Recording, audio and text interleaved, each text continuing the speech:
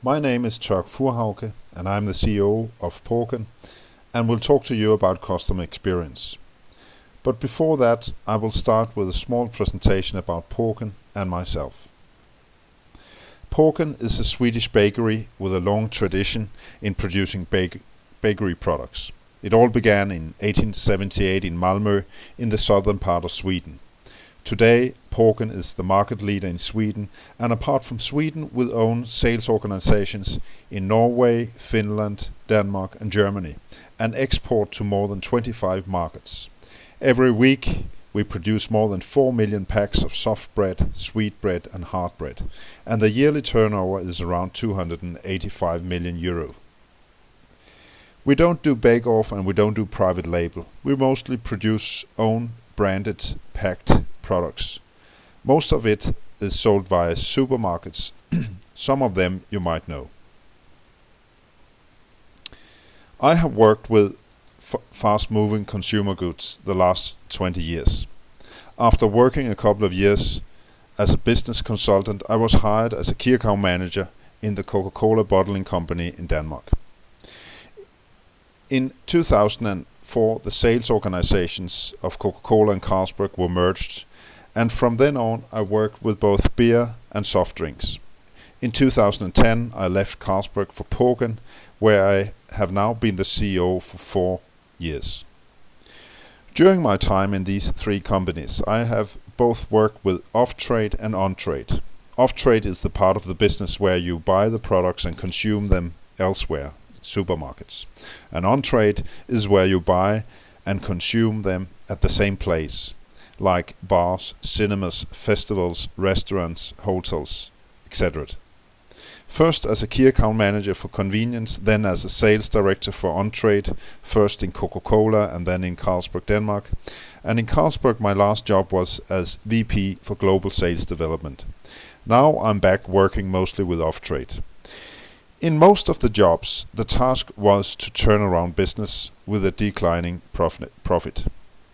And what I have learned, or what has been my recipe for success and create a turnaround in both Coca-Cola, Carlsberg and Porken, was to start focusing on sales. Forget about efficiency, costs and internal processes. Just focus on starting sales. When you have done all the things needed to reignite sales and started selling products again, then you can move your attention to all the internal stuff. But before you can fix sales, you must have the right products.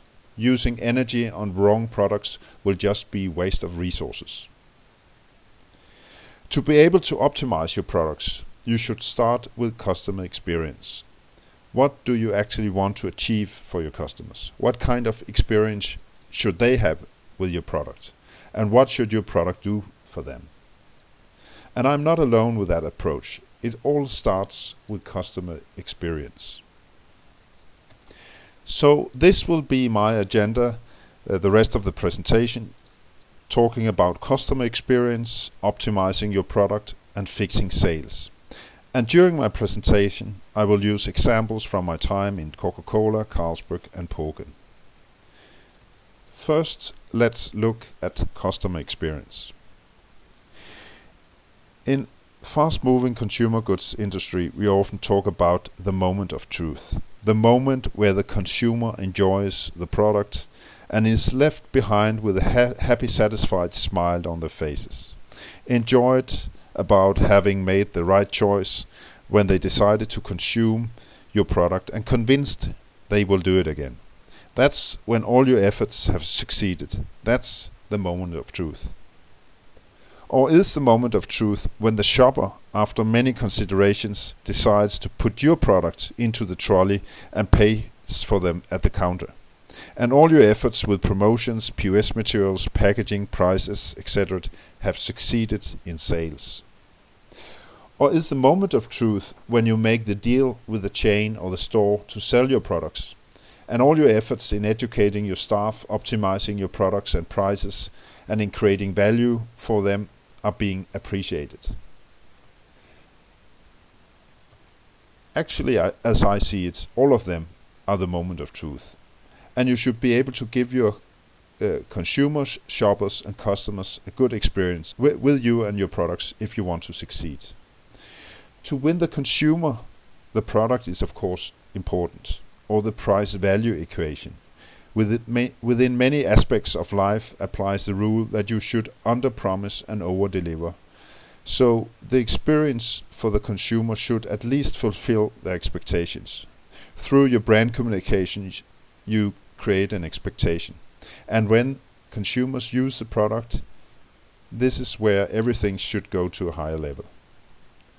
Shoppers' experience is mainly connected to how products are exposed in the supermarkets or bars. Consumer and shopper can be the same person, especially in the on-trade, but often they are not. Maybe the mother or the father of the family buys everything for the family in the supermarket. And how to communicate to the mother so she buys a product in the supermarket for her teenager or her husband is a special discipline within category management and marketing. And it's all about working with the various combinations of the 4 Ps: product, price, promotion and place, the marketing mix. Finally, the customer, the chain, the store, the owner has to have a good experience with you and your product too. No one will sell your product if it doesn't help them to earn some money. Sometimes a product can also play other roles for the supermarket, like than creating value in itself. For example, can a low promotion price on a Coca-Cola increase traffic in the store and thereby increase total turnover and earnings per shopper? Not only prices and earnings are important for customers, also service and support, personal relations, etc. will influence their experience with the company. Especially customers who are not part of a professional chain will value the support from suppliers in developing POS materials, defining promotions, in-store displays, education of staff and so on. In Tørk we try to coordinate a structured approach towards consumers, shoppers and customers in our planning and execution. End May, marketing are expected to deliver their plans on each brand for the following calendar year. This will be input to key account management, who should do a customer plan for all the biggest customers. And finally, before the year starts, input from marketing and key account management should be synthesized in a market plan defining how to optimize consumer, shopper and customer experience during the whole year. Analyses and plans should also define why the assortments and products should be optimized. It's a tough game to win shoppers and consumers out there, and your products needs to stick out of the crowd. Many tests have been made with candy, soft drinks, detergents and so on, where shoppers were exposed to a wide range of alternatives and a short range of alternatives. In every investigation, shoppers perceived the assortment to be the most interesting, varied and broad when the range was actually shortest. We don't want to have too many choices. A good exercise is to make at least once a year a tail analyze. You should of course trim your assortment continuously, but it is often unnoticed increasing and should be cleaned once in a while. Delisting small products, optimizing medium products and fueling or securing large products is important. Another version of this graph, making it more dynamic, is adding the dimension contribution growth or potential contribution. If you just delist small products, you might make a mistake if, for example, it's a new product with an impressive growth rate soon to become a big product. Displaying your products like this, you have folds in lower right corner, small products but with a high potential to become big. In the upper right you have racehorses, big products but still with a lot of speed. Upper left you have workhorses, they are big but with a slow or no growth potential. And finally ponies, they are small and will never grow bigger. And for each of these categories you have various strategies to fuel the potential, keep the sales or minimize costs. The same analysis could be made on your customers. The bread business is a very innovative, heavy category. 3 times a year we have a window where supermarkets can launch our products. And typically we have 4 to 6 innovations for every window. We follow a very structured approach where ideas are filtered through 4 gates, and after each gate we decide whether to continue, park or stop an innovation project. Innovation not necessarily needs to be completely new products every time. It can also be optimization of existing products where we adjust the shape, the design or the price. An example is our 2 loaves, Stjärnsund and Landgoda. In 2013 we developed a new sub-brand, Surdejsbrød, with the USP cold-pressed rapeseed oil from Österlen, a famous natural area in Sweden. We of course added this special oil instead of the regular rapeseed oil, but no one could taste the difference. Then we developed new exciting POS materials with hummingbees sticking out from the posters and other stuff. The volume doubled and is still in that level. Eventually focus should be on fixing sales. First thing is to fix the sales organization.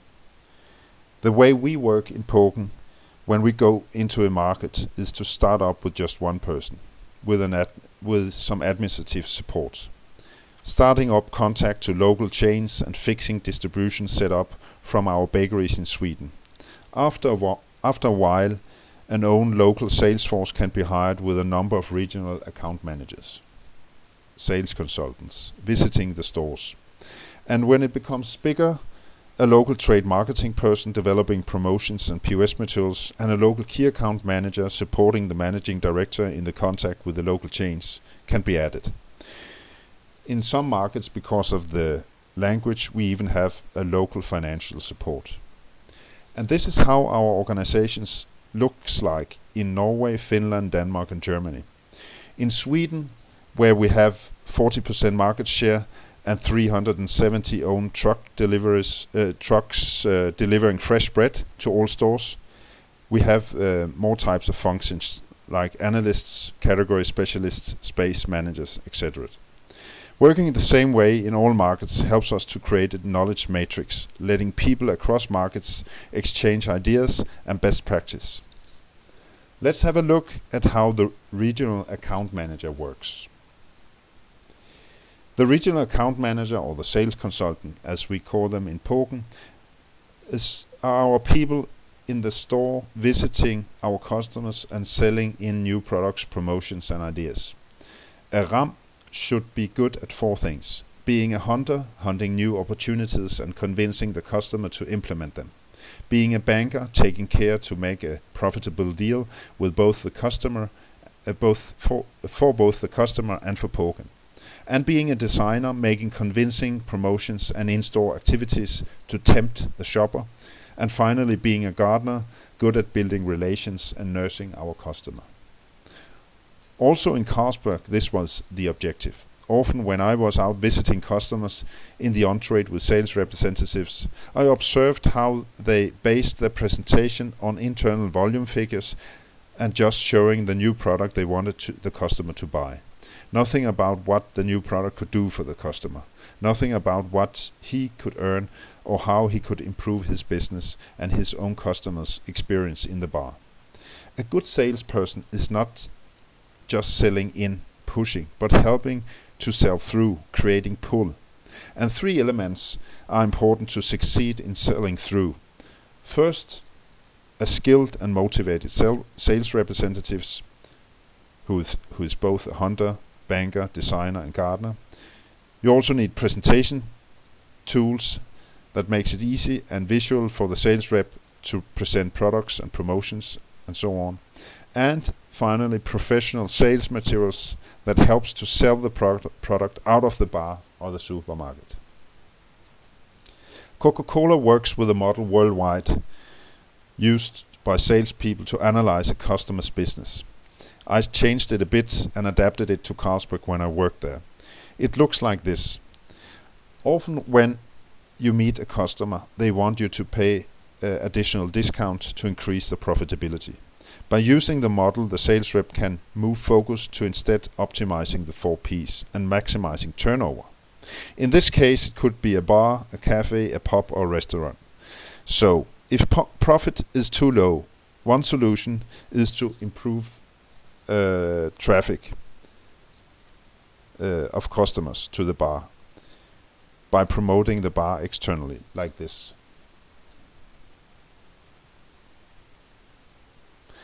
If traffic is okay, but profits still too low, the problem could be that the share of guests buying a beer is too small. A solution could be to put up some brand signs, talking to the unconscious self of the guests, making them thirsty. It could also be a menu, making more of the people buying food also buying a beer. If share is okay, but profit still too low, the problem could be that the guests doesn't buy so much. Here volume programs could be an idea. For example, keeping guests longer in the bar by offering games or tournaments, or just make them buy more at the time. And finally, if nothing of this is a problem, but the customer's profit is still an issue, have a look at the pricing, or introduce programs with specialty beers with a higher margin. Sales representatives should have an easy and visual presentation tool, like this sales handbook with pictures and descriptions of products, promotions, displays, raw materials, best practice, and so on. And a CRM tool handling visit planning, customer sales, figures, etc. In Poken we use the same template for this in all markets we operate with and have our own sales force. We also reuse POS materials and customer materials across markets as far as we can go, minimizing costs and securing the right brand exposure and optimizing cooperation across markets. So, to sum up, when you do a turnaround, my suggestion is to start fixing sales by having the right organization, sales tools, and sales materials. But before fixing sales, you must have the right products. Take away non-performers, optimize the slow performers, and secure and fuel the top performers. But the starting point for optimizing your products is customer experience. What does the product do for the consumer, shopper, and customer, and how should that be executed in the store and on the product? All this can in some years be very retrospective and outdated. Big data will give us completely new opportunities to segment customers and approach more accurately. We have been used to shifting consumer trends, but new technology will create new trends. Mobile pay, e-trading makes it possible to buy from all around the world to your living room. Will we in the future have supermarkets? If you don't have stores, you don't need sales representatives or POS materials. You should just be good at branding and selling online and securing distribution to a storage. Social media is an important communication channel and can overnight kill a brand or company. And until now I haven't mentioned climate changes and increasing world population and the influence this will have on raw material prices and the whole food industry. One thing is certain, times are changing, but customer experience will also be an important discipline in the future. Thank you for listening.